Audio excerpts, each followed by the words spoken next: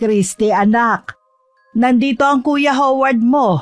Gusto ka raw makausap. Maglalaba po ako ng apron, Nay. Baka po hindi matuyo eh. Wala akong gagamitin bukas. Bakit daw po? Hindi ko alam eh. May kasama, si Lance. Kilala mo rin siya, hindi ba? Naku, paano hindi ko po makikilala sikat na playboy at bad boy yun sa probinsya natin, Nay. Ikaw talaga, mukha namang mabait ang binatang yun eh. Tsaka masayahin, magalang din. Nagmano agad sa akin kanina sa may bakod pa lang ng bahay natin. Hay nako, malamang pakitang tao lang po yun, Nay. Basta wala po akong tiwala sa mayabang na lalaki na yun. Nakakaya naman kung hindi mo man lang sila lalabasin, anak. Hindi naman siguro magtatagal kaya istimahin mo na lang at alukin ng kape. Hay, sige na nga. Pero hindi ako pwede makipag-usap sa kanila ng matagal, ha? Oo, Christy. Naiintindihan ko. Para lang hindi magtampo si Howard sa'yo. Magandang araw, Miss Gwen. Ako nga po pala si Christy. Meron po akong mga kakaibang karanasan na may kinalaman sa kababalaghan. At gusto ko pong ibahagi sa inyo. Sana po mapili ang sulat ko at mapakinggan ko to sa channel nyo. Christy, mabuti naman at lumabas ka na. Akala ko pagtataguan mo na kami. Oo nga pala, si Lance, pinsan ko. Kilala ko siya. Matagal na. O yun naman pala eh. Di wala ng problema. Ano pong ibig mong sabihin, kuya? Hindi na ako magpapaligoy-ligoy pa. Di ba single ka? Single din si Lance, naghahanap ng maliligawan. Naisip ko, bakit lalayo pa siya, di ba? Nandiyan ka lang naman. Nako, hindi ako nagpapaligaw, kuya. Busy po ako sa trabaho at ayoko ng dagdag sakit sa ulo. Grabe ka naman, Chris. Mabait naman ako, tsaka mapagmahal. Naisip ko rin, tama ang pinsan ko. Bakit di natin subukan? Malay mo, magkasundo tayo. Hindi! Sigurado akong hindi tayo magkakasundo dahil bukod sa mayabang ka na, may history pa ng pagiging babaero. May mga pagkakataon talaga na hindi ko makontrol ang bibig ko. Likas na prangka kasi ako. Mukhang nasaktan sila sa sinabi ko pero huli na para bawiin ko pa ang mga nasabi ko na. Si Kuya Howard ang gumawa ng paraan para malipat sa ibang usapan ang atensyon namin ni Lance. Si Nanay naman nagtimpla ng kape at bumili ng tinapay para sa mga bisita namin. Kahit sinungitan ko si Lance bago sila umalis, nangako siyang babalik para simulan na ang panliligaw sa akin. Kinuha niya ang cellphone number ko. Ayoko nga sanang ibigay kung di lang ako kinumbinsi ni Kuya Howard. Pero hindi ako umasang tototohanin ni Lance sa mga sinabi niya. Hanggang sa makatanggap nga ako ng mensahe mula sa kanya kinagabihan. Naiinis man, sumagot pa rin ako hanggang sa pumayag na rin ako magpaligaw. At nang sumunod na linggo nga bumalik siya sa bahay namin. Hindi na niya kasama si Kuya Howard. Si Nanay ang una niyang nakausap dahil tulog pa ako nung dumating siya sa bahay. Lagi kasi akong puyat. Dahil 2:00 ng madaling araw ang pasok ko sa trabaho. Tindera ako sa isang kilalang kainan sa palengke noong mga panahong yun. Chris, yayayain sana kita magsimba. Pareho naman tayo ng relihiyon, di ba? Oo, pero di nga. Sigurado ka? Sa simbahan mo ako gustong isama? Oo nga. Ayaw mo ba? Aba, syempre gusto ko. Gustong gusto. Pero ipagpaalam mo muna ako kay Nanay. Nako, aprobado ko na kanina pa anak. May tiwala ako dito kay Lance. Basta diretso uwi na kayo dito pagkagaling nyo ng simbahan, ha? Opo, Nay. Iuuwi ko kagad si Christy. Huwag po kayong mag-alala. At salamat po sa pagtitiwala niyo sa akin. Ilang taon din akong single at puro trabaho lang ang inaatupag. Kaya may kaba akong nararamdaman bukod sa excitement. May tiwala si Nanay kay Lance kaya panatag na rin ang loob ko na sumama sa kanya. Medyo nahiya pa ako nung may nakita kaming mga kakilala sa simbahan. Nagulat din sila nang makita magkasama kami ni Lance. Ang iba naman binati kami kasi akala nila mag-boyfriend na kami. Pagkagaling sa simbahan, nagyaya si Lance na bumili ng pasalubong para kay nanay at sa mga kapatid ko. Bumili rin siya ng lechon manok at soft drinks. Mabuti na lang at pagdating namin sa bahay, eksaktong nakapagsaing na sinay. May niluto rin siyang gulay at pritong isda. At yun ang unang beses na nakasalo namin sa pagkain si Lance. Sa pagtsatsaga at pagpupursige niyang manligaw, nakamit niya rin ang matamis kong oo. Sa simbahan ko siya sinagot. Gusto ko kasi saksiyan Diyos sa umpisa ng relasyon namin. Lalo pat memorable sa akin ng simbahan. Si Lance din ang unang lalaking nanligaw sa akin na doon ako unang dinala. Kaya naman naisip ko nung mga panahong yun na karapat dapat siya sa pagmamahal na wagas. Pinagmalaki ko siya sa buong pamilya at ibang kamag-anak namin. May mga natuwa kasi sa wakas daw mag-aasawa na ako. Makakahigop na sila ng sabaw. Pero may isang tutol sa relasyon namin. Ang kapatid ng nanay ko, si Tita Adora. Christy naman, ang daming lalaki. Ang daming nanligaw sa'yo. Bakit yung lalaking pa yun ang napili mo? Bakit po? Anong problema ninyo kay Lance? Hindi mo alam. Hindi sinabi sa'yo ni Ate Daisy. Konsentidora din kasi talagang nanay mo, ano? Nasilaw sa mga regalo at kung ano-anong ibinigay ng lalaking yun sa'yo. Grabe naman po kayo kay nanay. Hindi po mukhang pera ang nanay ko. Ano po bang pinupunto ninyo, tita? Bakit hindi niyo lang po ako diretsuhin?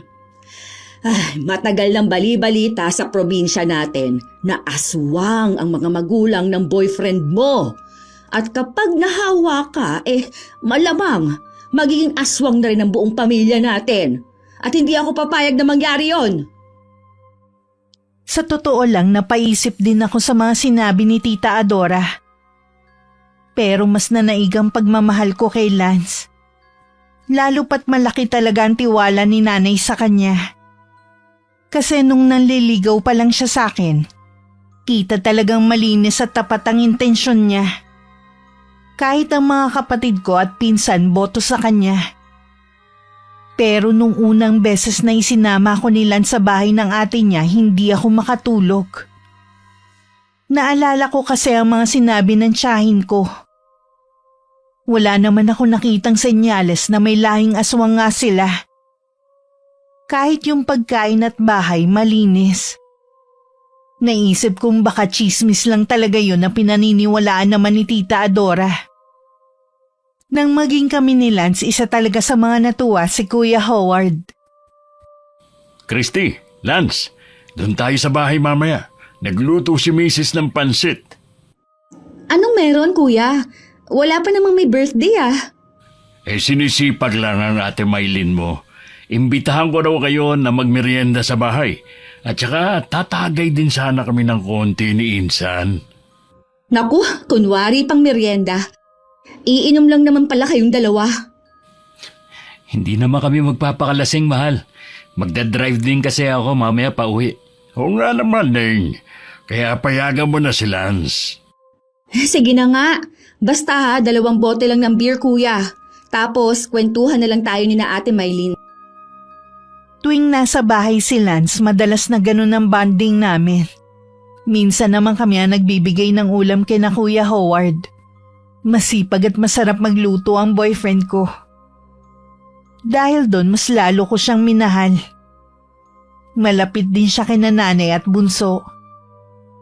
Parang tunay na ina ang turing niya sa nanay ko. Siguro dahil ulila na siya sa mga magulang. Malambing din si Lance. Ganun daw madalas kapag bunsong anak. Masaya naging simula ng relasyon namin. May plano na rin kaming magpakasal noon. Minsan umaabot ng 1 linggo sa bahay namin si Lance. Doon siya dumediretso pagkagaling niya sa trabaho. At kahit hindi pa kami mag-asawa, ibinibigay niya sa akin ang sweldo niya. Kung may isang bagay na ayoko kay Lance, yun ay ang pagiging sobrang seloso niya. Umabot kasi sa puntong pinatigil niya ako sa trabaho ko. Dahil nagseselos siya sa mga customer at kaibigan ko sa palengke. Nung minsan kasing isinama ko siya doon, nakita niya na maraming bumabate at lumalapit sa akin. Mga suki namin. Binigyan niya yun ng mali siya na nauwi sa pagtatalo naming dalawa. Masyado ka naman, Lance. Mga kaibigan ko lang yun karamihan, suki namin sa tindahan. Pero mga lalaki pa rin sila, Christy. Kung ayaw mo mag-away tayo palagi, sundin mo na lang ako. Pero paano naman yung trabaho ko? Kailangan ako ng mga amo ko dahil bukod sa ako ang pinakamatagal nilang tindera, paborito rin ako ng mga suki namin. Problema na nila yun. Makakahanap din sila ng kapalit mo. Hindi ka naman mamumroblema sa pera dahil ikaw naman ang humahawak ng sweldo ko. Pwede rin kitang bigyan ng puhunan sa pagtitinda ko kung gusto mo. Basta dito ka lang sa bahay. Wala akong tiwala sa ibang lalaki. Kahit bata, kaedad mo, matanda, kaibigan mo. Basta lalaki, iwasan mo. Lance! Para wala na kaming pagtalunan pa, sinunod ko na lang ang gusto ng boyfriend ko. Pinayuhan din naman ako ni nanay at ipinaliwanag ko sa amo ko ang sitwasyon.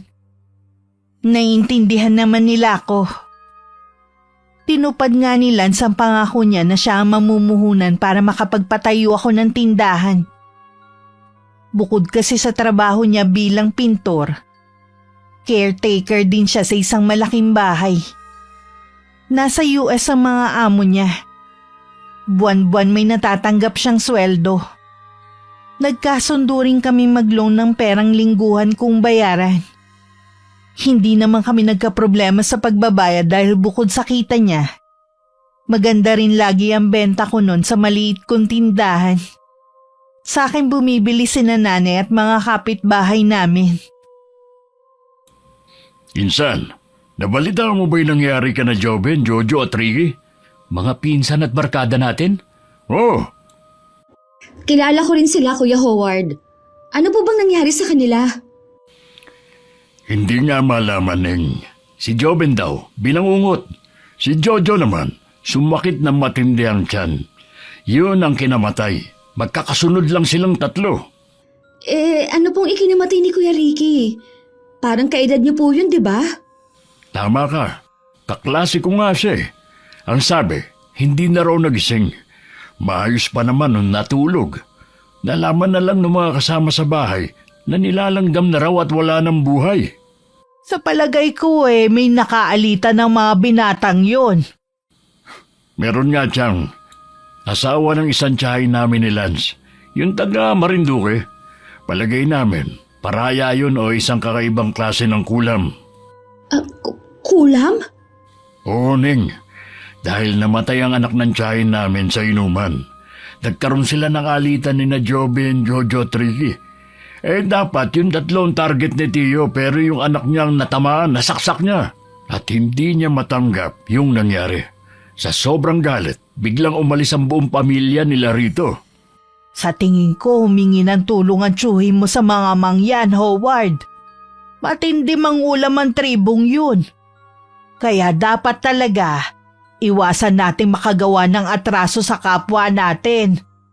Dahil hindi lahat marunong magpatawad. Yung iba gumagante.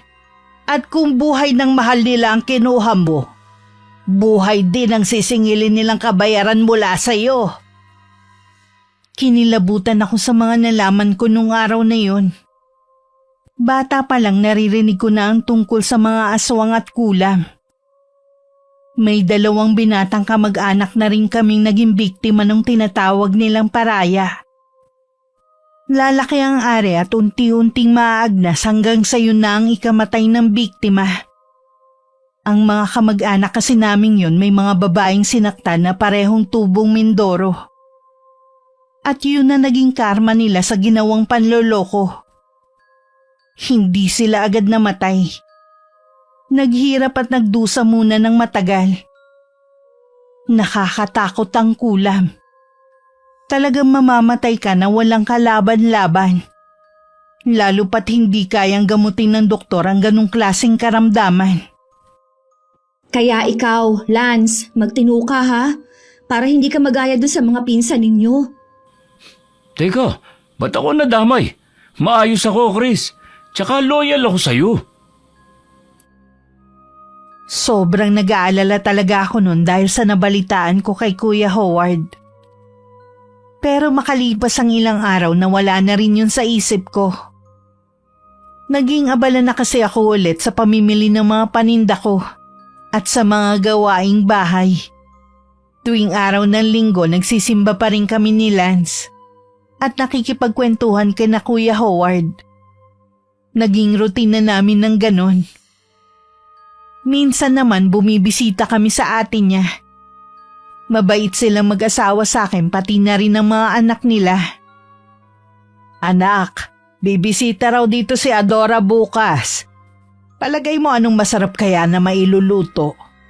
Sasabihin ko pong mamaya kay Lance. Baka may alam pa siyang special recipe Yung masarap at bihira lang matikman ni tita. Para naman wala na po siyang masabi sa boyfriend ko. O sige, kayo nang bahala ha. Sinabihan lang kita at baka kasi may lakad ako bukas Hindi ko maaasikaso ang tiyahin mo. Huwag na po kayo mag-alala, Nay. Kami na ni Lance ang bahala. Sinabi ko nga kay Lance ang tungkol sa pagbisita ni Tita Adora. Pero hindi ko nabanggit sa kanya yung usapan namin noon ni Tita. Ayokong sumama ang loob ng boyfriend ko. Lalo't hindi pa naman kumpirmado na totoo nga yung nasagap na chismis ng tiyahin ko. Hindi ko sinamahang mamalengke si Lance. Naglinis kasi ako ng bahay at naglaba kinabukasan. Hapon pa ang dating ni Tita Adora kaya marami pa kaming oras para maghanda. Pero pagdating ni Lance meron siyang ikinuwento sa akin. Grabe yung nangyari sa palengke kanina, mahal. Oh, bakit? Nagkagulo ba? May nagbarilan? O may nagwala na baliw? Hindi, mas matindi pa dun. Ay, Anong ibig mo sabihin? may nakasabay akong mangyan. Bumili ng buto-buto. Oh, tapos? Nagbayad naman. Pero tarantado yung tindero. Literal na puro buto ang binigay. Inalis ba naman lahat ng laman? Akala yata hindi alam ng mangyan yung ginawa niya. Tapos? Ano nangyari, mahal? Tahimik lang yung mangyan. Umalis na pagkatapos magbayad. Pero bago yun, tumitig muna ng matagal dun sa tindero. Tapos parang may binulong sa hangin. Mga 1 oras na nakalipas, nagsisigaw sa banyo yung tinderong gago. Umiiyak, humihingi ng tulong. Hindi raw makaihi at sobrang sakit ng ari niya. Katulad nung nangyari sa mga pinsan mo? Mas malala, pero halos iisang ritual siguro ang ginamit dahil parehong tribo ang pinagmulan ng mga kumulam. Ay, yan na nga bang sinasabi ko Kaya dapat talaga huwag tayong gagawa ng masama sa kapwa. Dahil minsan ang bilis ng karma. Ikaw talaga, masyado kang nervyosa. Pinaalalahanan lang kita. Para hindi ka maligaw ng landas gaya nila. Salamat at huwag kang mag-alala, mahal.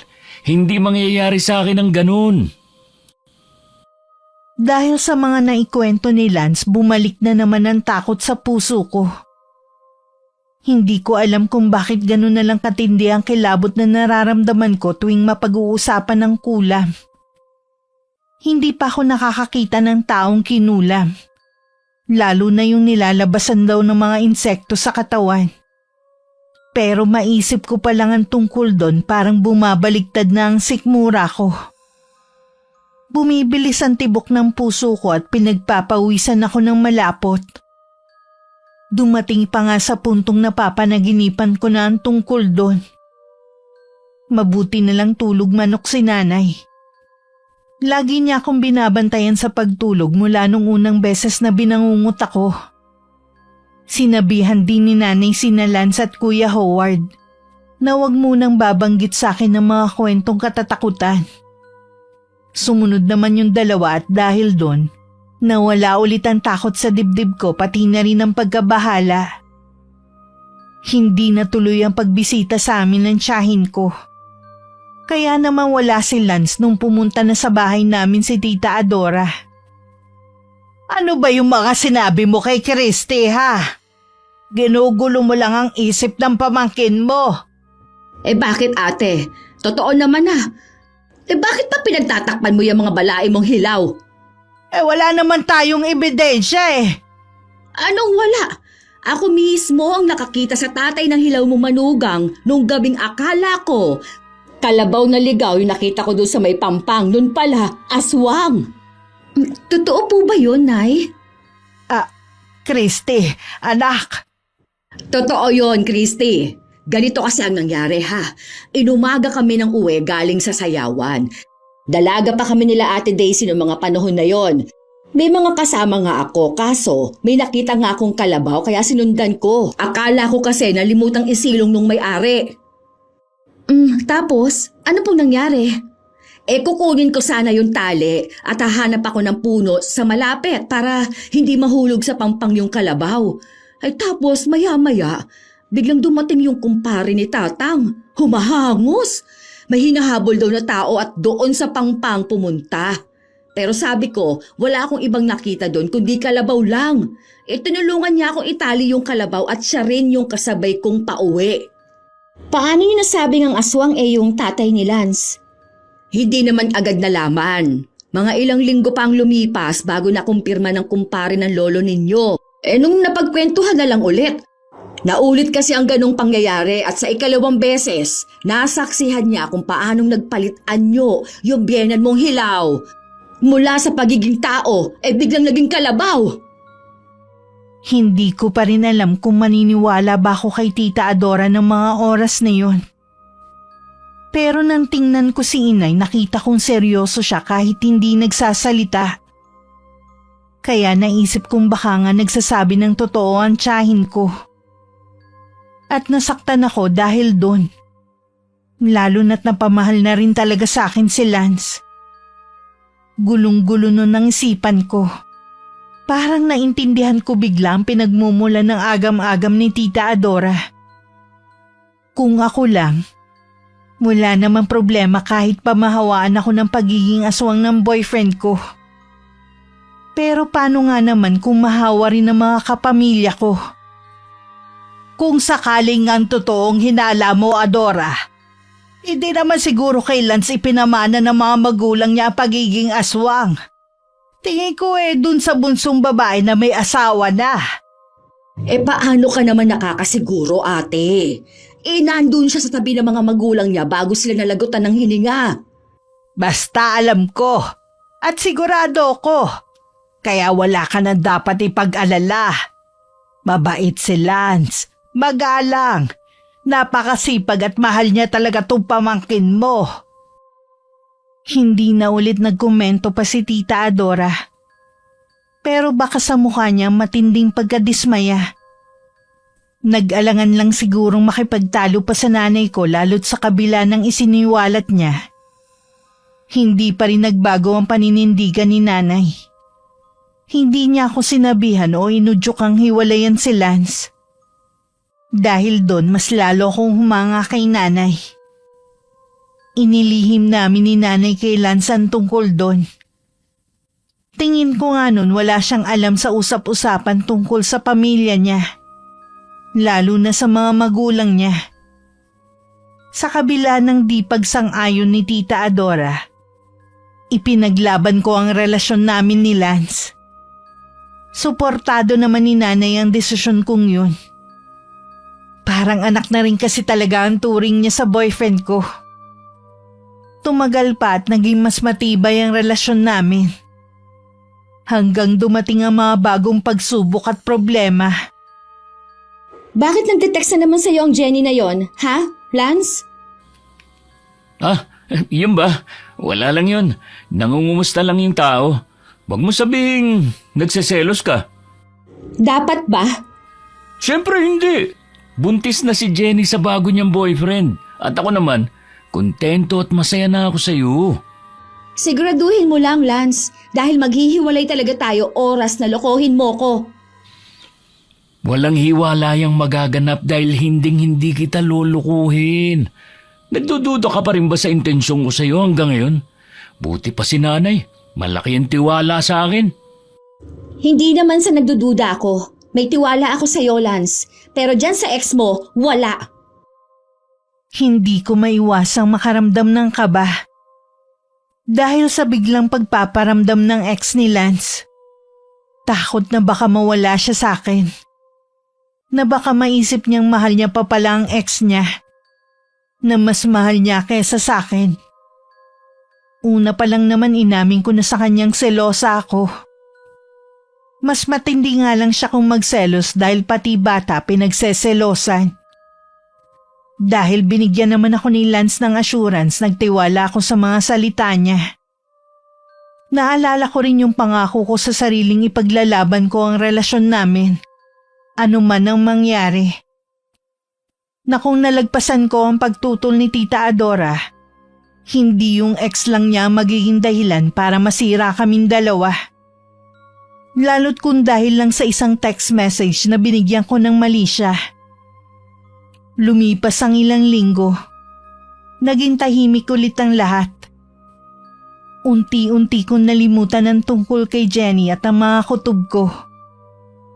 Ang atensyon ko kasi buong buo kong ibinuhos sa maliit kong tindahan. Laking tuwa ko na dumami ang mga suki ko. Kahit ang mga kapitbahay dumadalas ang pagbili ng bigas, kape, sardinas at kung ano-ano pa. Kaya napilitan din ako magdagdag ng paninda. Dagdag trabaho pero mas nakakalibang. Ramdam ko na unti-unting gumagaan ang buhay namin. At dun ko muna inabala ang isip ko. Isang gabi dumating si Lance. Medyo nagulat nga ako kasi halos hindi siya sumagi sa isip ko nung nagdaang linggo. Umupo siya sa bangko na nasa loob ng tindahan. Baka sa mukha niya ang pagod, pero may napansin pa ako.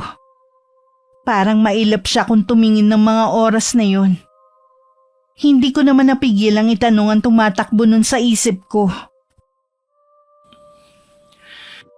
Lance, napansin ko lang, nito mga huling linggo, bihira ka nang dumalaw dito. Kung dati halos gabi-gabi kang nandito, ngayon para kang kabuti. Hindi ka rin halos nagte-text o tumatawag. Kahit simpleng kumusta man lang, wala. Ay, Christy, sana maintindihan mo. Sobrang busy lang talaga ako sa trabaho. Pag uwi ko, bagsak na agad ako sa higaan. Wala na akong lakas para magbukas ng cellphone. Hindi ko sinasadya na hindi ka matawagan. Ang totoo, pati si na Ate Lara, halos hindi ko na rin nakakausap kahit magkasama lang kami sa bahay. Hindi naman ako humihingi ng sobrang oras sa'yo eh. Naiintindihan kong pagod ka, na maraming iniisip. Pero sana man lang kahit isang simpleng mensahe o isang tawag bago ka matulog. Hindi ko kailangan ng higit pa ron. Ang gusto ko lang maramdaman na may effort ka pa rin ipakita na nandyan ka pa rin para sa akin. Na mahalaga pa rin ako sa'yo. Christy, hindi mo lang talaga naiintindihan kung gaano kabigat lahat. Sa totoo lang, nagigilty na nga ako kasi pakiramdam ko. Kulang na ang oras ko para sa'yo. Pero wag mo naman agad isipin na may masama akong ginagawa. Wag mo isipin nagbabago na ako dahil hindi totoo yun. Hindi ko sinasabing may ginawa kang masama. Pero ramdam ko kasi, Lance eh. Ramdam ko na parang may nagbago sa'yo. Sa atin. Eh kung dati, excited ka palaging pumunta dito. Lagi ka masigla. Ang dami mong dalang kwento. Ngayon, parang may pader na nakaharang sa pagitan natin eh. Parang nawawala ka na sa akin, Lance. Christy, ang dami ko lang talagang iniisip nito nakaraan. Pamilya ko, mga bayarin, trabaho, lahat sabay-sabay. Kung hindi ako nakakapag-text, kung hindi ako nakakatawag, hindi ibig sabihin nun nagbabago na ako. Hindi ibig sabihin na may iba akong iniintindi. Ikaw pa rin, Christy. Lagi ka pa rin nasa isip ko kahit hindi ko na lang lagi sinasabi at na ipaparamdam sa'yo. Sana nga, Lance. Kasi ayoko dumating sa puntong magkakatotoo yung mga hinala ko. Hindi ko deserve na maramdaman na parang wala na akong halaga. Na parang option na lang ako.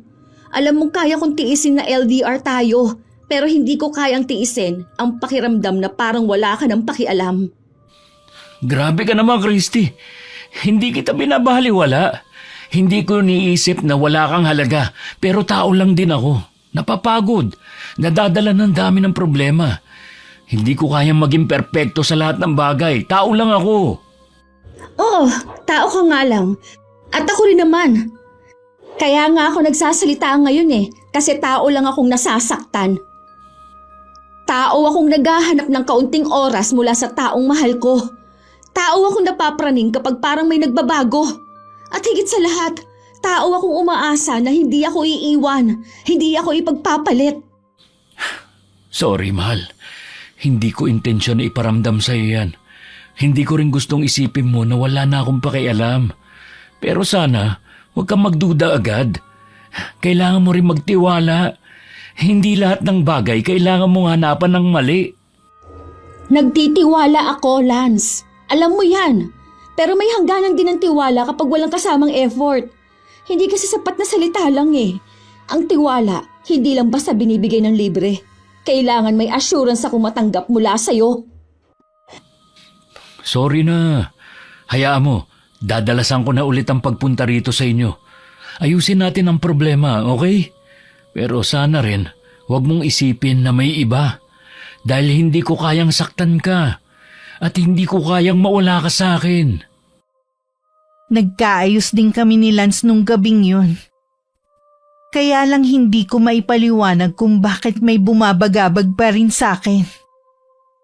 Ang bawat salita ni Lance kahit puno ng pangako parang may tinatago. Nasa pagitan ako na nagtitiwala at nag-aalinlangan. Iniisip kung hanggang kailan ako kakapit sa mga salitang hindi ko alam kung totoo pa nga ba talaga. Pagkatapos ng pag-uusap naming yun ni Lance, nagpakabisi na lang ulit ako. Sa tindahan, sa mga gawaing bahay, at kahit sa mga simpleng bagay na dati halos wala akong oras. Hanggang isang araw naisipan ko magbasa ng mga romance story sa isang sikat na reading app. Doon ko muling naramdaman ang kilig at hilig ko sa pagsusulat. Hinanap ko ang mga lumang notes ko, mga unfinished plot at storyline. Isa-isa kong tinuloy at pinost ko sa social media. Gumawa ko ng account na para lang sa pagsusulat, para may mysterious effect. Gumamit ako ng pen name. Kasi ayoko rin makilala ko ng mga kapamilya at dating kaklase. Ang nakaalam lang ng tungkol doon ay ang malalapit kong kaibigan. Si Lance naman lalo pang naging abala sa sariling buhay. At hindi ko alam kung ako ba ang nagbago. Pero parang unti-unti na rin ako nawalan ng pakialam sa kanya. Lalo na't alam kong simulat sa pool kontra siya sa passion ko sa pagsusulat. Hanggang isang gabi dumating siya sa bahay. Wala siyang dalang pasalubong. Walang sweetness gaya ng dati. Medyo nanibago ko, pero hindi na ako nagtampo. Ang totoo, hindi ko rin siya gaanong na-miss. Christy, may nabalitaan ako. Nagsusulat ka raw ulit, tapos pinopost mo pa online? Totoo ba yun? Oo, Lance. Totoo. Pero dapat nga masaya ka para sa akin Kasi 'di ba, wala na akong oras para magduda, magdemand, o magselos. Sa halip, nakahanap na ako ng paraan para maging masaya sa sarili kong mundo. Hindi ba dapat ganun? Masaya? Christy, ano nakakatuwa ron? Sa halip na makipag-usap ka sa akin, dun mo dinadaan sa mga storya mo lahat ng nararamdaman mo. Hindi ba't parang lumalayo ka lalo sa akin? Para bang mas gusto mong kausap yung mga estranghero kaysa sa boyfriend mo? Hindi ko gustong lumayo sa'yo sa totoo lang. Pero paano pa ako lalapit kung sa tuwing sinusubukan kong kausapin ka, puro pagod, puro dahilan ang sagot mo? Kaya ako nagsusulat ulit kasi hindi ko na nailalabas ang lahat ng nararamdaman ko na hindi ko na masabi sa'yo. Kasi ayaw mo na akong pakinggan Doon ko nararamdaman na may nakikinig kahit hindi ko kilala. At kung hindi mo kayang intindihin yon, okay lang naman. Hindi mo alam kung gaano kasakit sa akin na marinig yan. Habang ako nagpapakahirap sa trabaho, halos abusuhin na ang katawan para lang may maipundar. Ikaw naman, abala sa pagsusulat ng kung ano-anong bagay. Hindi mo alam kung gaano ako naiinggit, Christy. Naiinggit ako sa mga taong nakakaintindi sa'yo, habang ako, para bang palaging mali. Lance, hindi ko hiniling na magpakahirap ka para lang may maipundar. Ang hiling ko lang, kahit konting oras, kahit konting atensyon. Pero hindi mo na yun maibigay eh. Kaya nga natutunan ko nang hanapin sa ibang bagay ang kasiyahan. Kung naiinggit ka, ibig bang sabihin nun, mas mahalaga sa'yo ang pride kaysa sa relasyon natin? Hindi pride ang pinag-uusapan dito, Christy. Respeto ang hinahanap ko. Respeto na sana bago mo ilabas sa mundo ang mga damdamin mo, sa akin mo muna sinasabi. Respeto na sana hindi ka nagtatago ng pagkakakilanlan para magsulat ng mga bagay na alam kong ako ang tinutukoy. Respeto rin ang hinihingi ko, Lance. Respeto na sana hindi akong laging huli sa listahan ng mga bagay na inuuna mo. Respeto na sana hindi mo ako sinisisi sa bawat pagkukulang mo. At respeto na sana hayaan mo akong maging ako. Kasi kung hindi mo kayang tanggapin ang hilig ko, ibig sabihin lang nun, hindi mo ako kayang tanggapin ng buo.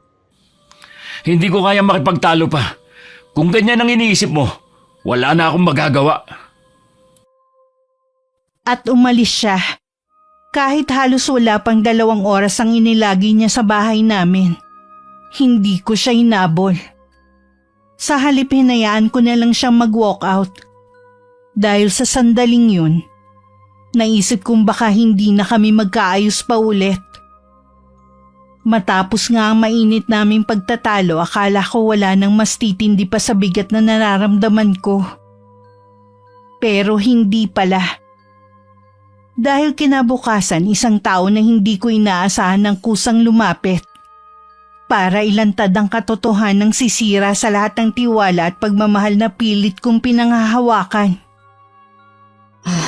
Christy, alam kong hindi ko dapat pinakikialaman ang relasyon ninyo ni Lance pero hindi na ako mapakali eh. Kanina, habang pauwi ako galing sa palengke, may nakita ako. At hanggang ngayon, talagang nanginginig pa rin ako sa galit. Ate, ano po yun? Diretsuhin niyo na ako. Nakita ko si Lance. Kasama si Juvie, yung ex niya nung high school na madalas niyang ikuwento dati. Magkasama sila sa isang maliit na kainan at halos magkatabi pa. Christy, hindi ako bulag. Iba yung mga kilos nila. Si Juvie? Ate, sigurado po ba kayo? Kasi alam kong close sila ni Jenny at kung siya pa ang kasama.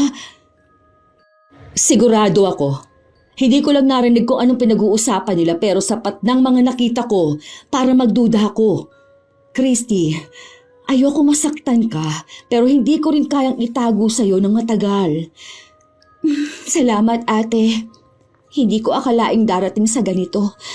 Hindi ko alam kung magagalit ako o masasaktan dahil sa ipinagtapat ninyo. Pero isa lang ang sigurado, humanda sa akin si Lance kapag nagkaharap kami ulit.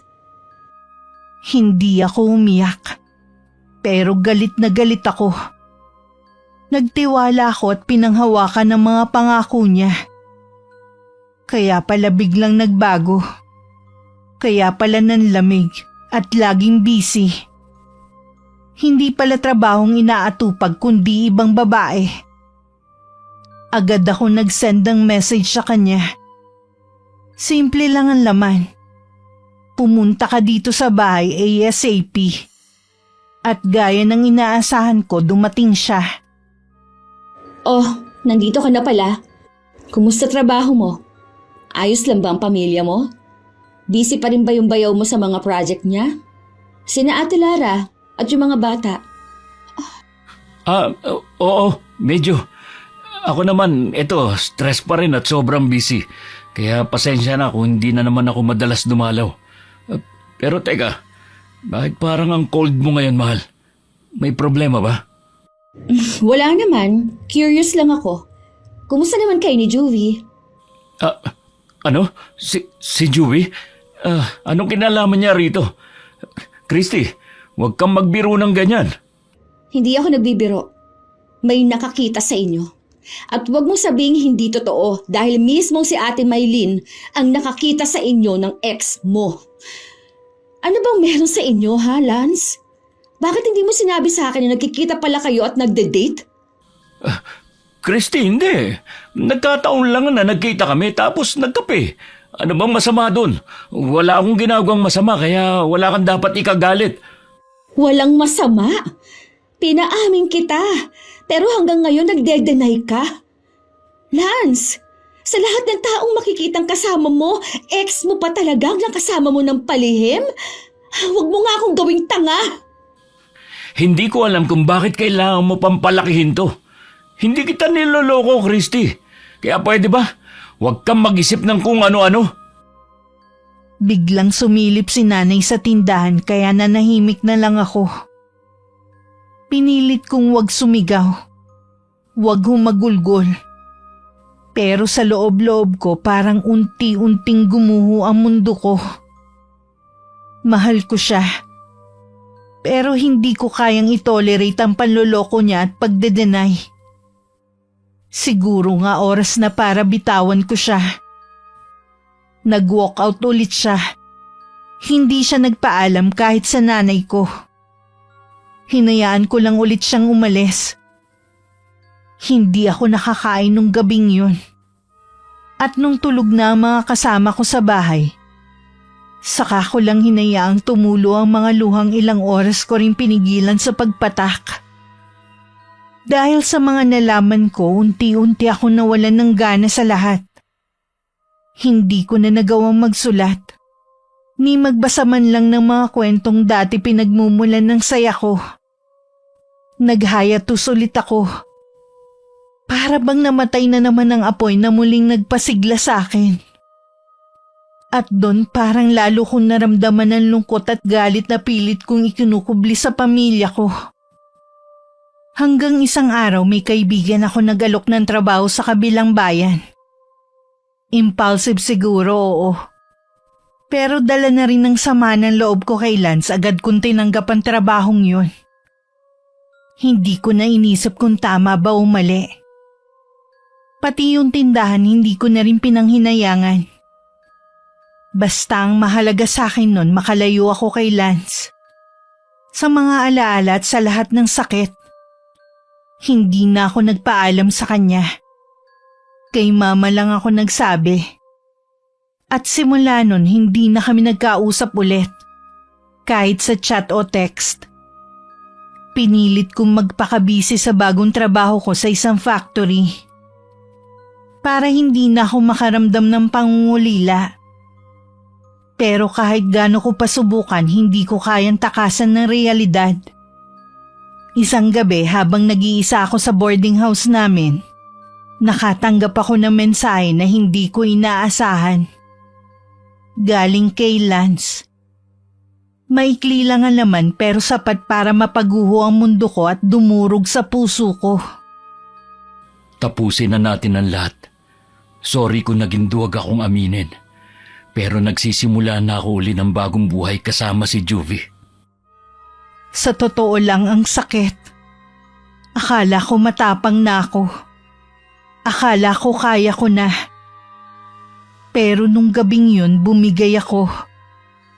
Umiyak ako ng umiyak. Hindi ko inakalang hahantong talaga kami sa hiwalayan. Sa isang sulok ng puso ko umasa akong magre-reach out siya. Na maaayos pa ang relasyon namin. Akala ko si Lance na ang lalaking makakasama ko hanggang sa pagtanda. Pero nagkamali ako. Christy, buti dumaan ka dito sa amin. Namiss kita. Halika, upo ka muna. O ano, kumusta ka sa bagong trabaho mo? Ay, ate, hindi ko na alam kung paano ko haharapin lahat. Ang sakit. Ang sakit-sakit na mas pinili nilang si Juvie. Dalaga ako, ate. Habang siya, single mom na. At sa totoo lang, hindi naman kagandahan ang reputasyon. Maluho, palingkera pa. Pero siya pa rin ang pinili. Christy, alam kong masakit. Wala akong mahanap na tamang salita para maibsan ang bigat na nararamdaman mo. Pero tandaan mo, hindi sa lahat ng oras, makikita mo ang halaga mo base sa pagpili ng iba. Ang importante, alam mong totoo mong halaga. At kung hindi yun nakita ni Lance, problema niya na yun. Basta tuloy lang ang buhay, okay? Nandito lang ako palagi kapag kailangan mo ng kausap. Pero ate, ang hirap tanggapin. Hindi lang siya basta boyfriend para sa akin. Siya yung taong pinagkatiwalaan ko ng lahat ng meron ako. At ngayon, parang lahat ng yun nabaliwala lang. Normal na masaktan ka. Pero wag mong hayaang lunurin ka ng sakit na yan, Christy. Mag-focus ka muna sa sarili mo. Nasa iyo ang pagkakataon para bumangon ulit. May trabaho ka na, may mga kaibigan ka, may pamilya ka dito. Kung hindi naging totoo si Lance, wag mong hayaang sirain niya pati ang kinabukasan mo. Gusto kong maniwala, ate. Gusto kong isipin na kaya ko. Pero minsan, natatakot akong baka wala nang darating para tanggapin ako at mahalin. Dahil hindi na ako buo. Huwag mong ikumpara ang sarili mo sa kanya o sa kahit kanino. Hindi umiikot lang ang buhay sa isang relasyon, ha? At hindi mo kailangan ng lalaki para maging buo. Mas matatag ka kesa iniisip mo, Christy. Salamat, ate. Kailangan ko lang yata talagang marinig yan. Siguro nga, oras na para isipin ko muna ang sarili ko. Hindi man agad mawala ang sakit, pero kaya kong piliing bumangon ulit. Umalis ako kay na Ate Maylin na mas magaan ang pakiramdam. Hindi pa rin nawala ang sakit. Pero naramdaman ko na hindi ako nag-iisa. Oo, iniwan ako ni Lance. Pinili niya ang ibang babae. Pero hindi ibig sabihin na tapos na rin ang lahat sa akin. Siguro nga simula pa lang ng mas mahirap na laban. Pero alam ko kaya kong harapin lahat ng mga pagsubok na darating sa buhay ko. At nung gabing yun, ipinangako ko sa sarili kong hindi ko hahayaang sirain ni Lance sa mga pangarap ko. Hindi ko hahayaan ng pag-ibig na nagdulot ng sugat ang siyang magdidikta ng kinabukasan ko. Sa totoo lang hirap na hirap akong mag-move on. Lalo ako nalungkot nang maalala kong kinailangan kong isarado ang maliit kong tindahan noon. Tindahan na pinaghirapan ko. Pero isinuko ko para makalayo kay Lance. Nasanay akong lagi siyang nariyan. Lagi kong kasama. At sabay naming pinaplano ang kinabukasan. Pero pinilit kong bumangon. Pinilit kong kalimutan ang masakit na nakaraan. Mabilis na lumipas ang mga buwan. Halos hindi ko na malayan. Isang araw nakatanggap ako ng text mula sa ate ni Lance. Iniimbitahan niya ako sa birthday ng bunsong anak. Ayoko sanang pumunta dahil siguradong naroon si Juvie. Pero sabi ni Ate Maylin, invited din sila ni Kuya Howard. Christy, halika na. Sama ka sa birthday party. Hindi pwedeng wala ka, ha? Kahit pa anong nangyari, pamilya pa rin tayo sa paningin ng ate ni Lance. Ate, hindi ko alam. Siguradong nandoon si Juvie. Ayoko na sanang makita pa sila eh. Baka hindi ko kayanin. Huwag kang mag-alala. Kasama mo kami ni Howard. Hindi ka nag-iisa. Tsaka, wala kang kasalanan. Bakit ka matatakot? Kung may dapat na mahiya, hindi ikaw yun, kundi sila. Pero ate, paano kung hindi ko mapigilan ng sarili ko? Paano kung bigla akong sumabog sa harap nila? Chris, kung mangyayari man yon, nasa tama ka. Nasa panig ka ng totoo. Huwag mong hayaang matakot ka sa presensya ng babaeng umagaw sa boyfriend mo. Sige na nga, sasama ako. Pero sana tama ang desisyon ko na ito. Buti na lang saktong day off ko noon. May dala kaming regalo at pasalubong. Close din naman ako sa ate ni Lance at sa mga pamangkin. Kaya kahit papano masarap sa pakiramdam na inimbita nila ako. Si Lance hindi niya ako kinausap. Hanggang tingin lang siya. Pero kung selosa ako nun, mas lalo palang selosa si Juvie. Halos hindi niya inaalis ang mga mata niya sa akin. May mga inuman pero hindi ako uminom. Tahimik lang ako nakikihalubilo sa mga bisita na kakilala ko. Hanggang sa nalasing si Juvie. At doon nagsimula ang eksenang hindi ko inaasahan. Hoy, Christy! Abat ang lakas ng loob mong pumunta rito, ha? Akala mo kung sino kang api-apihan? Sa'yo ba talaga si Lance? Sa akin na siya ngayon. Kapal na mukha mo! Ikaw na nga yun ang agaw, ikaw pa tumiga ng manghamon? Proud ka ba, ha? Kasi ako, hindi.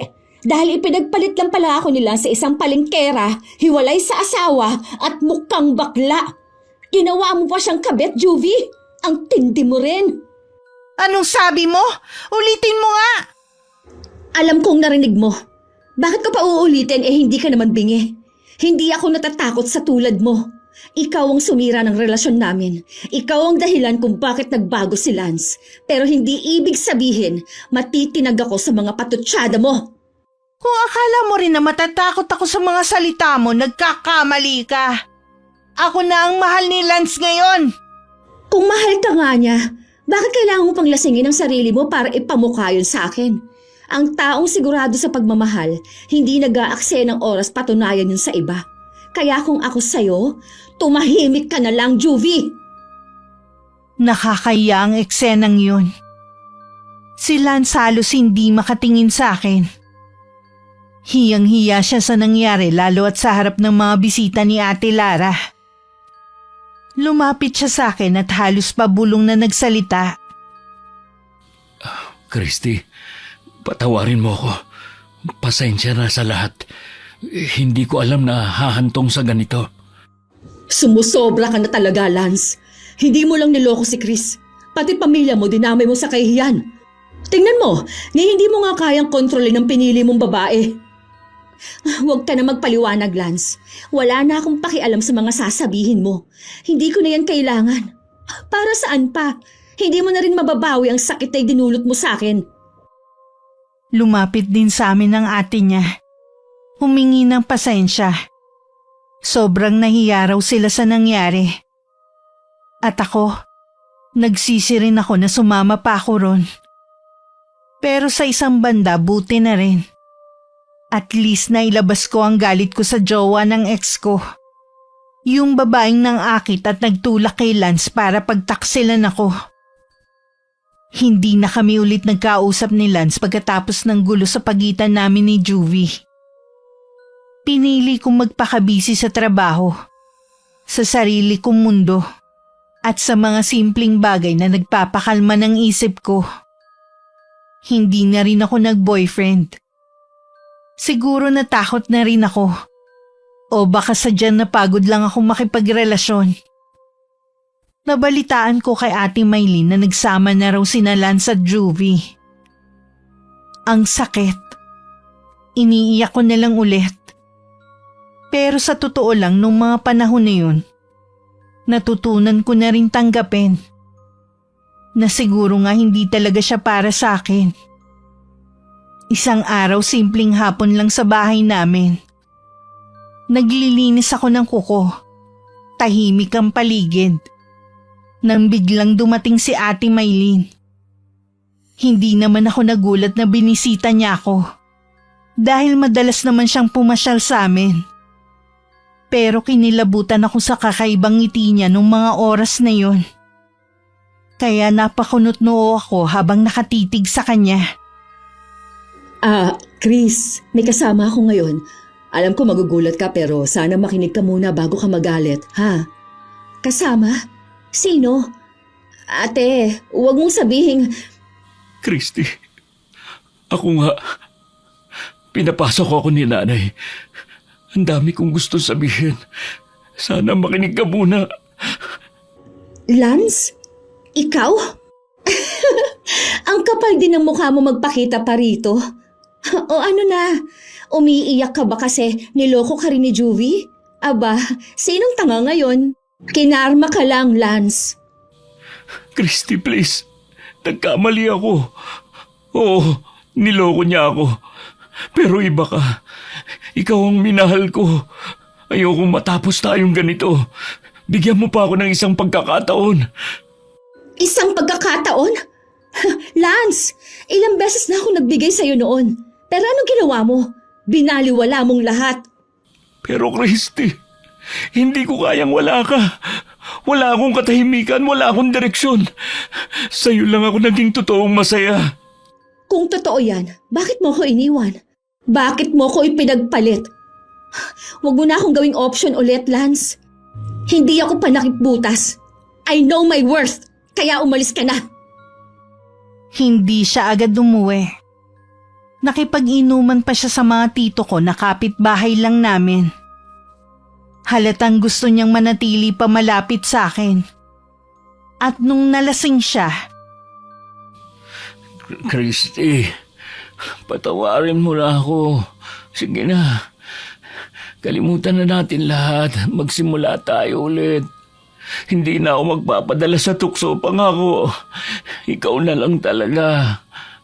Lance, hindi na ako galit sa'yo. Pero ayoko na.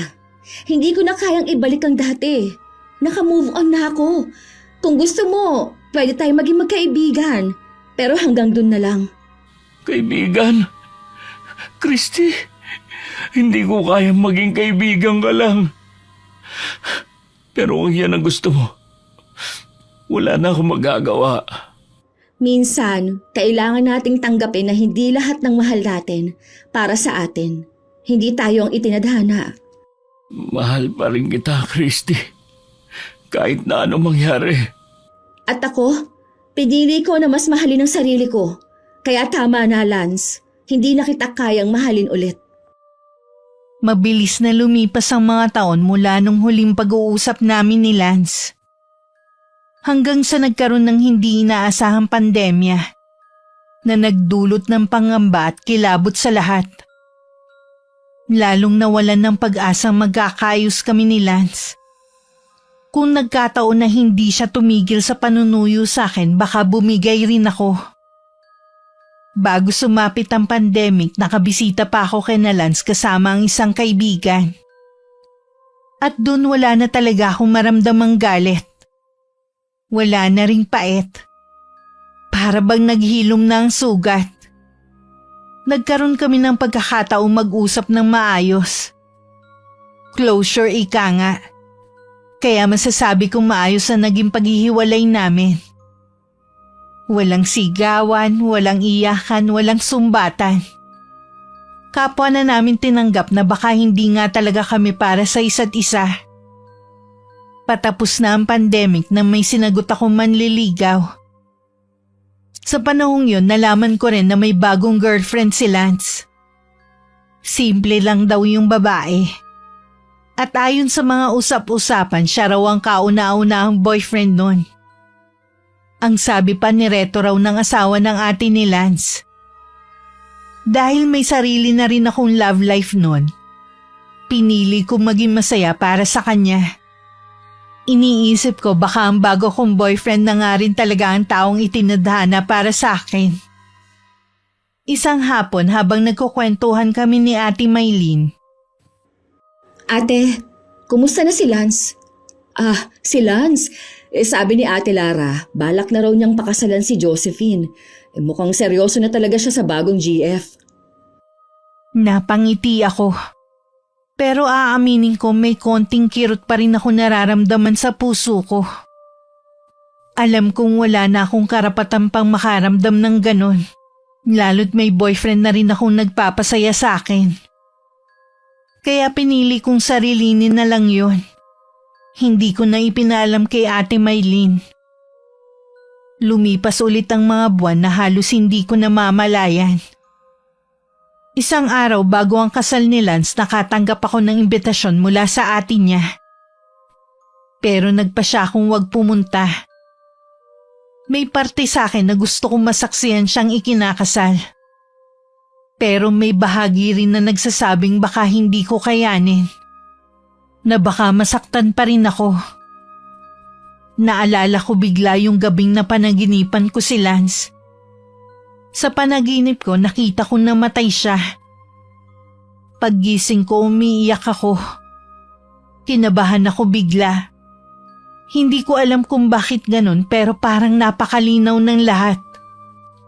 Parang hindi lang basta panaginip. Lalo pa akong kinilabutan nang napanood ko ang mismong video ng kasal nila ni Josephine. Yung mga sinabi ni Lance sa asawa niya parang nagbibilin siya. Jo, sana kahit mawala ako, magpatuloy ka pa rin sa buhay. Magpatuloy ka sa paglilingkod sa Panginoon.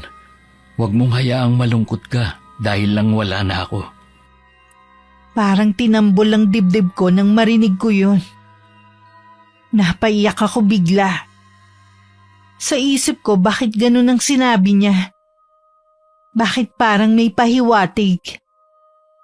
Bigla ko naalala ang panaginip ko at mas lalo akong hindi mapalagay mula nun. Wala akong ibang sinabihan tungkol sa panaginip kong yun kundi si Ate Maylin. Ate, may sasabihin ako, pero sana wag mong pagtawanan ha. Kasi napanaginipan ko si Lance at doon nakita kong namatay siya. Christy, ay wag kang ganyan ha. Huwag ka masyadong mag-isip ng negatibo. Hindi maganda na dinadala mo yan sa loob mo. Baka stress lang yan. Alam kong gusto niya lang akong pakalmahin. Pero sa tono ng boses niya ramdam kong kinabahan din siya. Malapit sila nila sa isa't isa kaya sigurado ako nag-aalala rin siya. Naghiwalay kami ng boyfriend ko. Nahuli ko siyang may ibang babae. Parang bumalik tuloy lahat ng sakit na naramdaman ko nun kay Lance. Sa aming dalawa siya lang ang nagkaroon ng tinatawag na happy ending. Ikinasal siya. Nagkaroon ng bagong buhay. Samantalang ako iniwan. Nasaktan at muling bumangon na mag-isa. Pero akala ko lang pala. Dahil isang umaga may kumatok sa pinto ng bahay namin. Kuya Howard? Christy, pasensya na kung biglaan ang pagpasal ko. Alam kong matagal na kayong walang komunikasyon ni Lance. At siguro ayaw mo na rin makarinig ng kahit anong balita tungkol sa kanya. Pero hindi ko kayang hindi sabihin sa iyo to eh. Naalala mo ba kung anong araw ngayon? Birthday niya? Oo, birthday niya.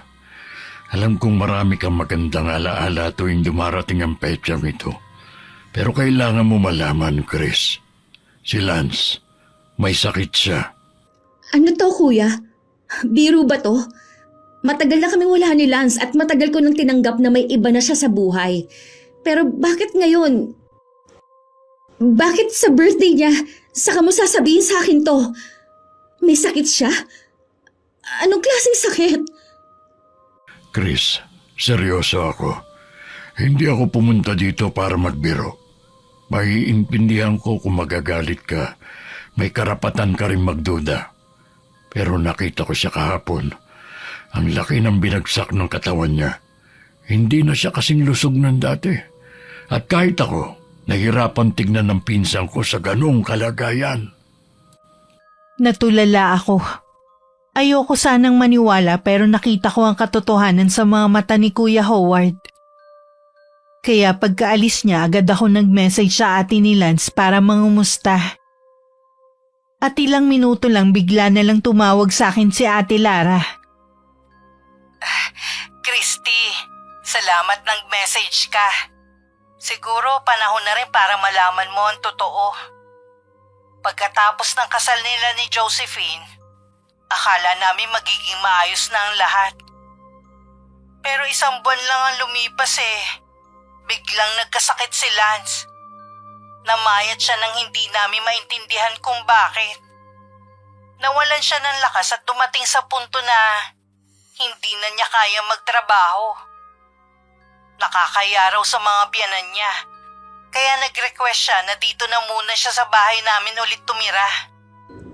Ate Lara, hindi ko alam ang sasabihin ko. Parang ang bigat-bigat pakinggan. Si Lance, naalala ko pa kung gaano siya kalakas dati. Masayahin, masigla. Alam kong mahirap paniwalaan, Chris. Dinala na namin siya sa ospital. Pero malabo ang mga resulta ng laboratory test eh. Walang siguradong sagot ang mga doktor. Sinubukan pa namin magpa-second opinion. Pero pareho rin ang lumabas.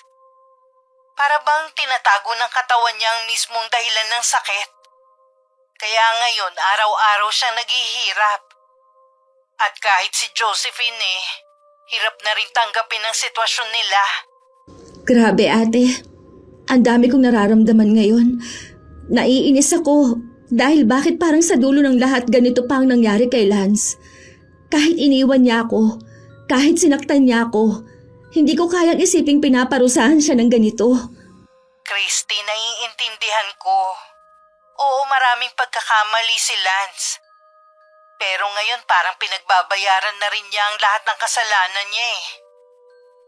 Hindi ko hinihingi na tulungan mo siya ng higit pa sa kaya mo. Pero siguro kahit isang dasal man lang mula sa'yo, makakatulong yun sa kanya. Hindi ko na rin alam kung hanggang kailan pa siya tatagal. Habang pinakikinggan ko si Ate Lara, wala na akong nagawa kundi umiyak. Para bang bumalik lahat ng alaala. Lahat ng sakit. At ang kakaibang takot sa puso ko lalo't naalala ko na naman yung tungkol sa panaginip ko. Sa mga sumunod na araw walang ibang laman ng isip ko kundi si Lance. Hindi ko alam kung dapat ba akong pumunta kina Ate Lara. Kung kaya ko na ba siyang makita ulit. Ang tanging malinaw lang sa akin, hindi rin pala siya nagkaroon ng happy ending. At sa isang banda parang mas lalo ako nasaktan. Makalipas ang 1 linggo naging bisita ko si Ate Maylene sa bahay namin. Hindi ko alam kung bakit ako biglang kinabahan nang makita ko siya. Pero ramdam kong may mahalaga siyang sasabihin. Chris, dadalawin namin si Lance kina Ate Lara. Gusto mo bang sumama? Alam kong mahirap para sa'yo pero baka ito na ang tamang panahon para makumusta mo siya ng personal. Ate, hindi ko alam kung kaya ko eh. Pero sige, sasama ako. Gusto ko rin siya makita kahit sandali lang. Tahimik lang kami sa biyahe. Kasama rin namin si Kuya Howard. Parang lahat kami may kanya-kanyang iniisip. At walang gustong magsimula ng usapan. Hanggang sa makarating kami sa bahay ni Ate Lara. Nagulat siya nang makita kami. Pero agad niya kaming pinatuloy. Tinawag niya si Lance. At ilang saglit lang lumabas ito. Natulala ako. Totoo nga ang sinabi nila. Ang laki ng ibinagsak ng katawan nito. Hindi na ang dating Lance na nakilala ko. Payat, maputla, pero pilit pa rin ngumiti pagkakita sa amin. Christy, kumusta ka? Pasensya na ha. Nakakahiya ang itsura ko ngayon. Pero masaya akong makita ka ulit. Ako rin, Lance. Kumusta ka? Okay naman. Naghain na ako. Kumain na kayo. Hindi ko na kayo masasabayan ha. Katatapos ko lang kasing kumain nung dumating kayo eh. Sige lang, busog pa naman ako eh. Asan pala ang asawa mo? Nandun sa bahay ng mga biyanang ko. May mga kinuhang gamit. Babalik din yun mamaya. Ikaw Christy, may boyfriend ka na? Wala, at hindi ako naghahanap. Hindi ako naniniwala. Oo, totoo nga. Lance, ang laki ng ipinayat mo. Hindi siya sumagot. Tumahimik lang bigla. Ako rin biglang wala nang masabi. Lahat ng kasalanan niya sa akin nun parang bigla akong nakalimutan. Gustong gusto ko siyang yakapin. Pero pinigilan ko ang sarili ko. Hindi na pwede. Hanggang tingin na lang ako at pangungumusta. Bilang respeto na rin sa asawa niya. Malungkot ako nung umalis kami. Pero nangako ako sa sarili na babalik ako ulit doon sa susunod na linggo. Naging mahirap para sa akin ang mga sumunod na araw. Ang bigat lagi ng pakiramdam ko. Tiningnan ko yung picture ni Lance na sinend ni Ate Lara. Payat siya pero malaki ang tiyan. Hindi ko napansin yun nung dinalaw namin siya kasi maluwag ang t-shirt na suot niya. Parang may kakaiba talaga sa nangyayari sa kanya. Lalo't walang makita sa mga lab test. Christy, babalik kami bukas. Dadalawin ulit namin si Lance. May dala akong mga pagkain. Ginisang munggo na may chicharon tsaka graham. Siguro matutuwa siya. Ay, sayang nga lang hindi na siya pwedeng kumain ng marami gaya dati. Ate, salamat ha. Siguradong matutuwa yon. Paborito niya yung munggo na may chicharon comfort food niya. Tsaka yung graham. Pero natatakot ako ate. Nahihirapan ako makita siya na ganon. Alam ko, Chris. Pero wala namang masama kung malaman niyang nagmamalasakit ka pa rin sa kanya. Oo. Gusto kong makita siya ulit. Gusto kong sabihin na magpakatatag siya. Tahimik ulit kami sa biyahe. Pagdating namin kina Ate Lara, hindi na kami naharap ni Lance. Nasa loob siya ng kwarto. Nakaratay. Sumilip kami ni Ate Maylin sa pinto. Hawak niya ang tiyan niya. Hinihimas-himas. Ang isang kamay naman ay nasa noo. Kita ko sa mukha niya matinding paghihirap. Dahil doon hindi ko na napigilang mapahagulgol. Nang marinig niya ang boses ko, tumingin siya sa labas ng kwarto. Pero hindi nagsalita. Pilit siyang ngumiti. At napangiti rin ako habang umiiyak. Nakilala niya ang boses ko. Bakit ganito ang nangyayari? Bakit ganun yung lab test? Hindi ko rin alam ang sagot, Chris. Ate, gusto ko siyang lapitan, hawakan sa kamay, at sabihang lumaban pa para sa asawa niya, para sa pangarap niya na magkaroon ng anak. Gusto kong sabihing magpakatatag siya. Pero nahihiya ako kay Josephine. Gawin mo ang bulong ng puso mo, Christy. Hindi mo kailangan mahiya. Baka makatulong yun kay Lance. Matagal din naman ang pinagsamahan ninyong dalawa. Lumapit kami ng bahagya sa pinto at sumilip ulit. Ayoko pang umalis pero kailangan na naming umuwi. Hindi ko itinuloy yung gusto kong gawin. Naduwag ako. Sa tricycle pa uwi, hindi ko napigilang umiyak. Ewan ko pero ang bigat ng pakiramdam ko. Parang dinudurog yung puso ko. Sumagi sa isip ko na baka yun na ang huling pagkakataong makita ko siyang buhay. Ang bigat sa pakiramdam kasi yung dapat na huling yakap. Huling hawak sa kamay. Huling pagkausap sa kanya. Hindi ko naibigay. Ate Lara, patignan niyo na kaya sa albularyo si Lance. Hindi normal ang nangyayari sa kanya. Baka may kumapit na sumpa. Baka may ibang dahilan na, kaya hindi nakikita sa laboratorio. Alam mo naman ang reliyon namin, Howard. Hindi kami naniniwala sa mga ganyan. Ang tanging sandigan namin ay dasal at ang Diyos. Hindi namin siya dadalhin sa kung kani-kaninong albularyo. Pero Ate Lara, Pasensya ka na talaga, pinsan, ha? Kailangan sumunod sa mga kautusan ng simbahan Isa pa, ayaw din ni Josephine dahil hindi na rin pwedeng ibiyahe ng malayo ang kapatid ko. Nandun ako sa bahay ni na Kuya Howard nung tawagan niya si Ate Lara. Kaya alam ko na dismaya talaga siya. Ramdam ko may sama ng loob si Kuya Howard. Pero pinili niyang wag nang makipagtalo. Tahimik muna siyang uminom ng tubig saka kami kinausap ni Ate Maylin. alam niyo, kahit ayaw nila, Dadaling ko pa rin ang litrato ni Lance sa kakilala kong mahusay na albularyo. Kailangan ko malaman kung tama ba o mali ang kutob ko. Hindi ako mapalagay. Baka hindi talaga sakit ang dahilan kung bakit nagkaganon si Insan. Wala ko na isagot kundi isang mahinang pagtango bilang pagsang-ayon. Kasi sa totoo lang, ganun din ang kutob ko. May kakaibang nangyayari kay Lance. Halos lagi akong puyat. Hindi siya mawala sa isip ko. Lagi rin akong umiiyak.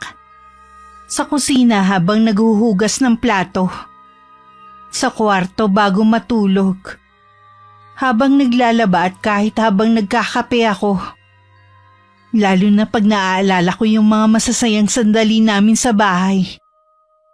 Yung lambingan, tawanan namin sa umaga, yung panonood ko sa kanya habang nagluluto siya at marami pang iba.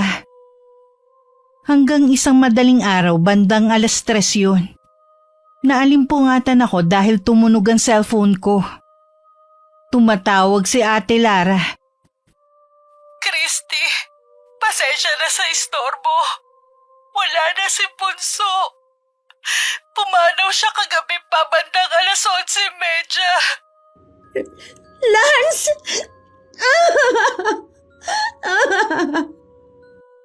Nagkulong ako sa kwarto ko maghapon.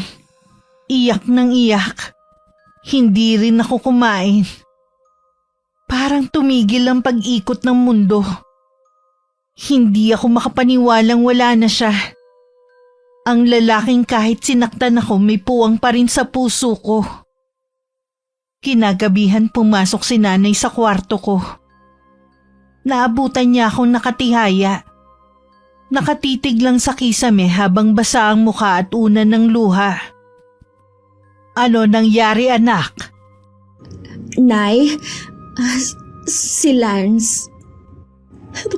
Patay na po siya. Ano? Kailan pa, Christy? Diyos ko! Napasinghap ng malakas si nanay at sabay kaming humagulgol habang yakap-yakap niya ako. Parang tunay na anak na ang turing niya kay Lance. Kaya alam kong masakit din sa kanya ang nalaman. Pupunta kami ng mga tita mo sa unang lamay ni Lance. Sasama ka ba, anak? Hindi, Nay. Hindi ko pa siya kaya makita na nasa ataol. Hanggang sa araw ng huling lamay ni Lance para akong robot. Hindi pa rin nagsisink in sa akin ang lahat. Ang katotohanan wala na siya. Na hindi na siya babalik. At hindi ko na makikita pa kahit kailan. Nagpunta kami ni na Ate Maylin sa huling lamay ni Lance. Ang daming tao. Doon ko lang talaga nalaman kung gaano karami ang nagmamahal sa kanya. Sabi ni Ate Lara galing daw doon si Juvie. Kaaalis lang nung dumating kami. Sa totoo lang takot ako sumilip sa patay na nasa loob ng kabaong. Pero kay Lance, hindi. Tinitigan ko pa siya. Matagal. At halos matumba ko kung hindi lang ako naalalayan ni Ate Lara. Gusto kong pigilan ng sarili kong umiyak lalo na't naroon ng asawa niya. Ayokong makita ni Josephine na ganun kalalim ang epekto ng pagkawala ni Lance sa akin. Pero hindi ko napigilan. Ang mga luha ko tuloy-tuloy na nagsipatakan habang nakaharap ako sa kabaong niya. Nagpunta ako sa banyo at doon ako humagulgol ng humagulgol. Naalala ko lahat mula sa umpisa. Nung time na isinama siya sa amin ni Kuya Howard. Hanggang sa magkaroon kami ng maayos na hiwalayan. Napakabata pa ni Lance para mamatay. Naalala ko rin yung sinabi sa akin ni nanay na baka kaya hindi kami yung nagkatuluyan dahil baka hindi ko raw kayanin.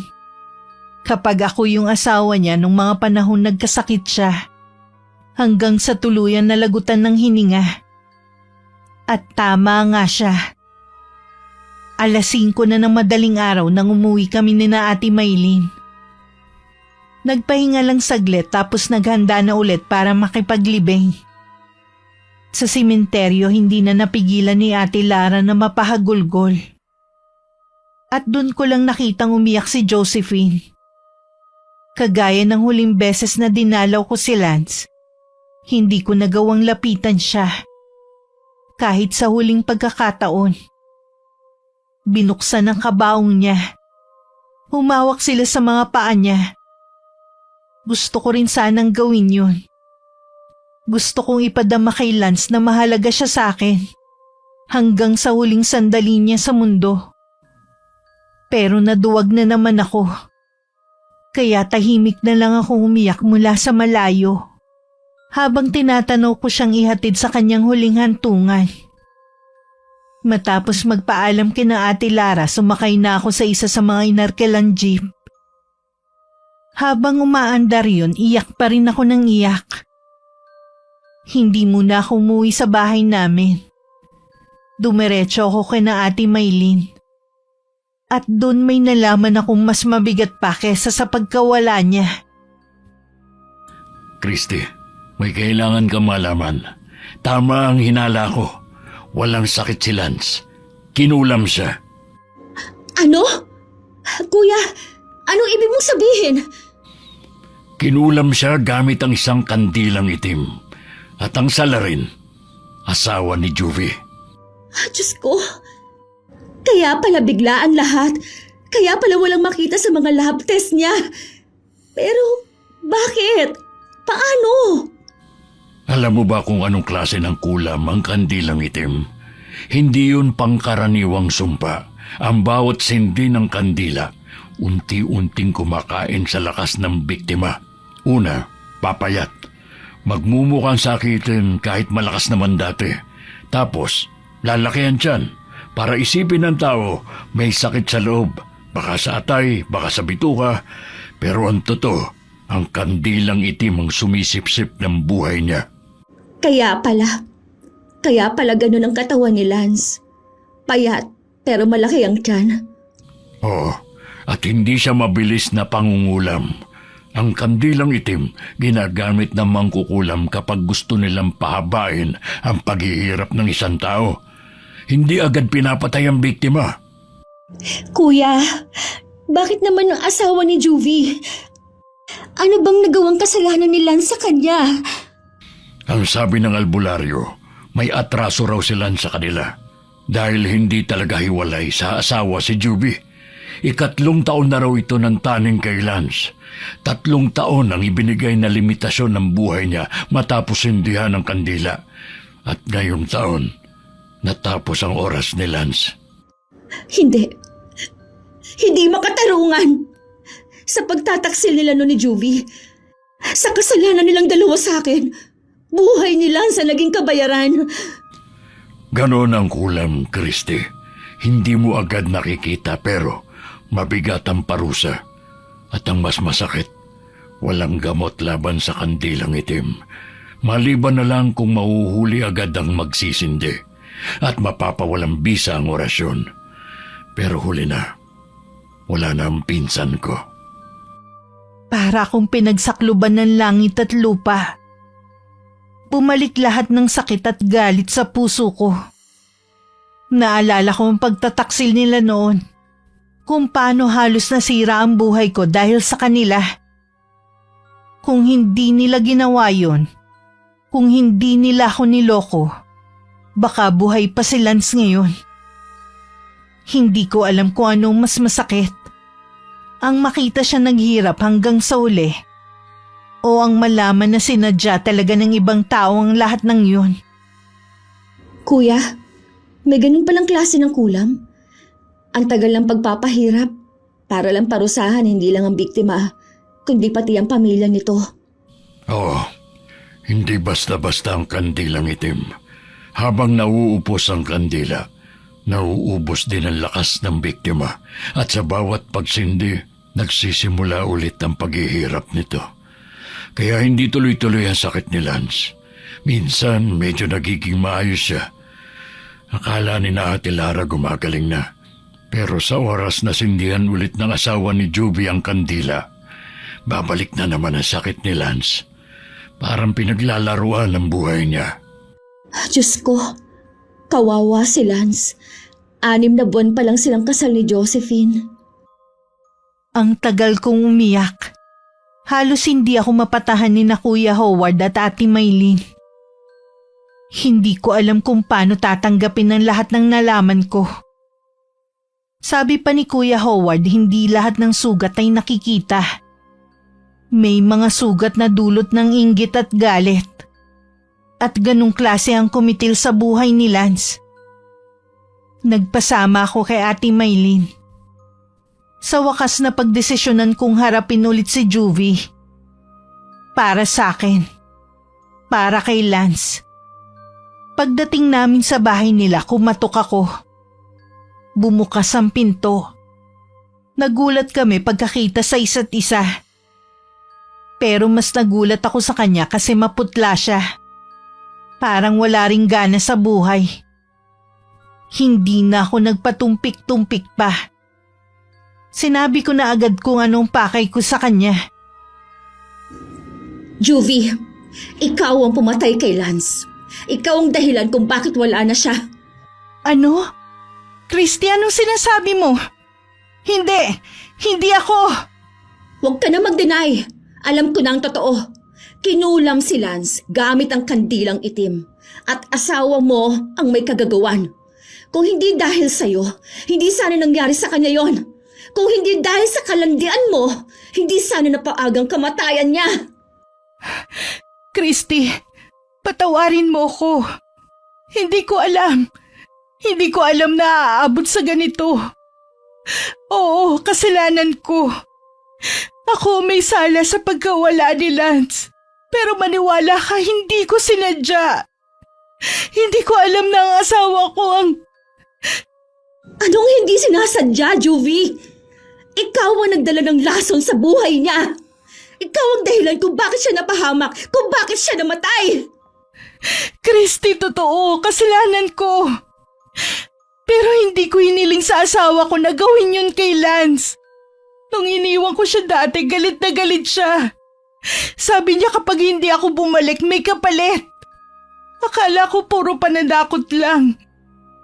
Akala ko wala siyang lakas ng loob na gumawa ng masama. Pero mali pala ako nang inakala. Alam mo, Juvie, hindi sapat ang sorry. Hindi mabubuhay nun ulit si Lance. Hindi niyan mabubura ang mga gabing paghihirap niya habang unti-unti siyang pinarurusahan ng kulam. Christy, maniwala ka sa akin. Wala na akong balak balikan ng asawa ko noon. Kasi alam kong wala rin ako magandang kinabukasan sa kanya. Wala siyang trabaho. Sobrang seloso. Palaging nananakit. Kaya pinili ko si Lance. Kasi kilala ko na siya. Si Lance ang first love ko. Pero nung nalaman ng asawa ko, doon na siya nagbanta. Kaya ako nakipaghiwalay kay Lance kahit mahal na mahal ko siya. At hinayaan mo lang na mangyari yun? Hinayaan mong si Lance ang sumalo ng lahat ng galit ng asawa mo? Oo, mali ako. Oo, naduwag ako. Natakot ako sa asawa ko. Natakot ako saktan niya ako. Pero hindi ko alam na si Lance ang magiging kapalit. Hindi ko alam, Christy. Kung alam ko lang sana ako na lang. Sana ako na lang ang namatay at hindi si Lance. Alam mo ba, Juvie, hanggang sa huli, gusto pa rin niyang mabuhay para sa asawa niya. Para kay Josephine. Hindi niya alam na may nakasulat na palang tatapusin na ang buhay niya. Hindi niya alam na habang pinipilit niyang maging matatag, may kandilang unti-unting nauupos kasabay ng pagkaubos ng oras niya sa mundo. Christy, sorry. Patawarin mo ko. Kung may magagawa lang ako para ibalik si Lance, kaso wala na. Araw-araw nagdurusa rin ako. Hindi ako matahimik. Hindi ako makatulog. Masakit, di ba? Pero tandaan mo, Juvie, hindi ikaw ang tunay na biktima rito. Si Lance, siya ang namatay. Siya ang inagawan ng buhay.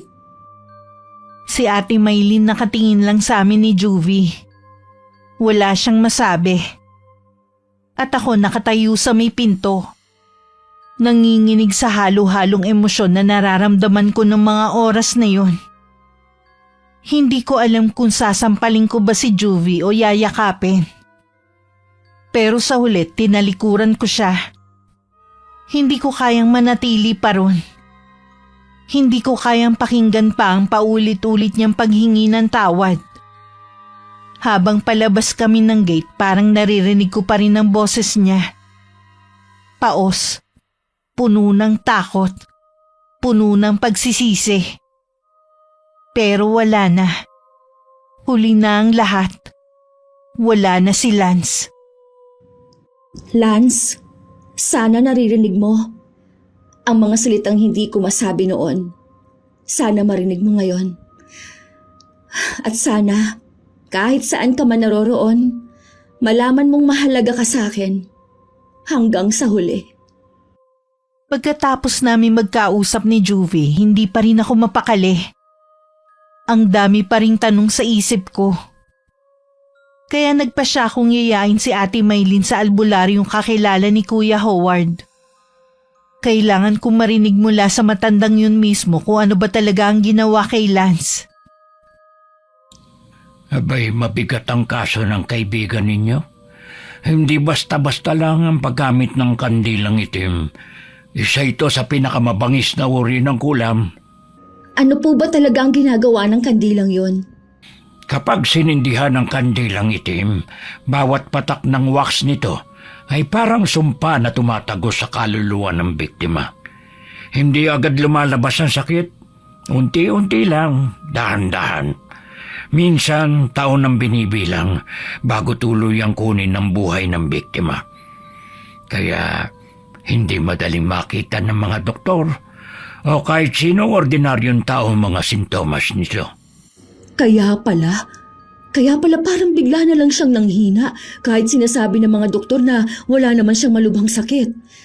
Sino po ba ang gumagawa ng ganyang uri ng kulam? At bakit kailangan pa ng kandilang itim? Ang kandilang itim ay hindi ordinaryong kandila. Ginagawa ito sa pamamagitan ng dugo at abo ng hayop na inihahalo sa itim na wax. Yun ang dahilan kung bakit napakalakas ng epekto. At ang gumagawa lang nito ay yung mga mangkukulam na bihasa sa paggamit ng itim na mahika.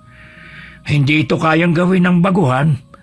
Yung gumawa nun kay Lance, galit na galit siya.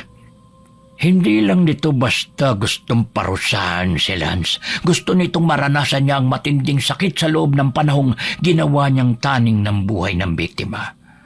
Ang kandilang itim ay kadalasan ginagamit dahil sa sobrang selos, paghihiganti o obsesyon.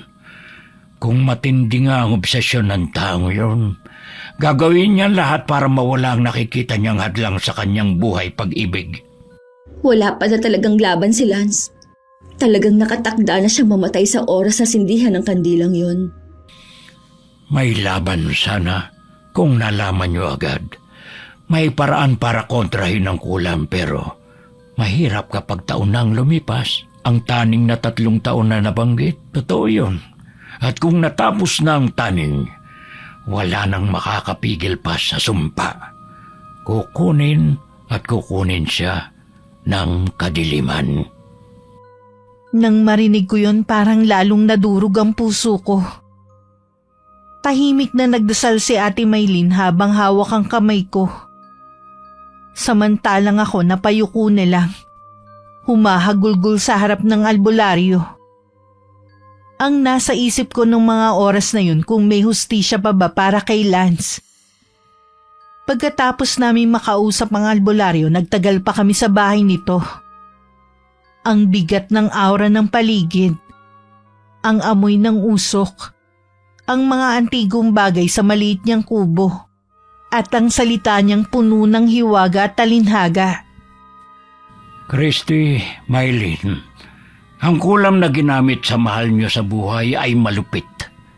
Naiintindihan ko ang galit na nararamdaman ninyo pero Kung naghahangad kayo ng ganoong klase ng pagganti, lalo lang kayong malulugmok sa kadiliman. Pero paano po, Tang? Paano magkakaroon ng hustisya ang pagkamatay ni Lance? Hindi magandang panlaban ang paghihiganti sa paghihiganti. Kung gaganti kayo ng masama, magbubunga lang yon ng iba pang masama. Ang tama at makapaghihilom na hakbang ngayon ay ang magdasal para sa ikatatahimik ng inyong mga puso at isipan. Salamat po, Tang. Salamat po sa payo. Hindi kami papayag na maging katulad nila. Kaya nga po kami nandito para maghanap ng sagot sa mga katanungan at hindi po para ibalik sa mangkukulam ang kasamaan.